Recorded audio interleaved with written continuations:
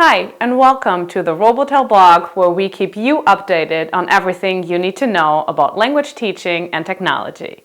My name is Hannah Hase, your main blog author.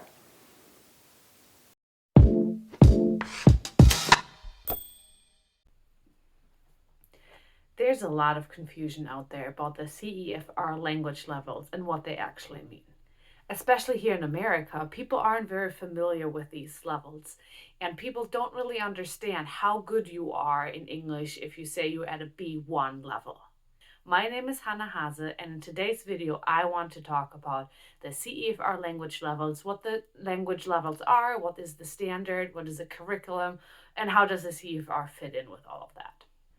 Let's look at standards first. Standards are learning goals of what students should know at a certain level or grade level. However, these standards are not a curriculum. The standards only define the learning goals, the what a student should learn at a certain level. A curriculum, on the other hand, is developed by teachers, schools, administrators, whole teams, and it defines the how. How are students to get to learn and get to these goals? So now that we know the difference, let's take a closer look at the CEFR.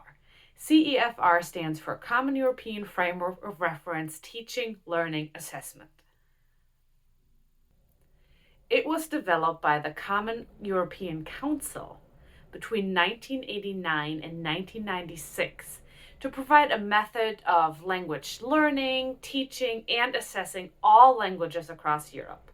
It's now also used in many other countries all over the world.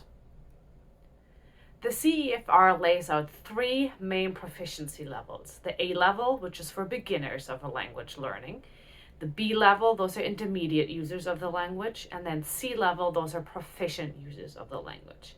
Each level is then divided into two sub-levels. So we have A1, A2, B1, B2, and then C1 and C2. Each of the levels is described in so-called CanDo statements. They help both teachers and learners to know what they should learn and what they should know at the end of each level. It's just like standards. The CanDo statements explain what student has to know, and it's up to the teachers and the institutions to lay out the how. How are they going to reach that goal? The CanDo statements are helpful for both teachers and learners to evaluate where students are in their learning process, and they describe all skills: reading, writing, listening, and speaking. The statements are similar to standards, but they're also very important for the students themselves because it helps them with self-evaluation and reflection and being responsible for their own learning process. To see a complete overview of the CanDo statements, click on the link below.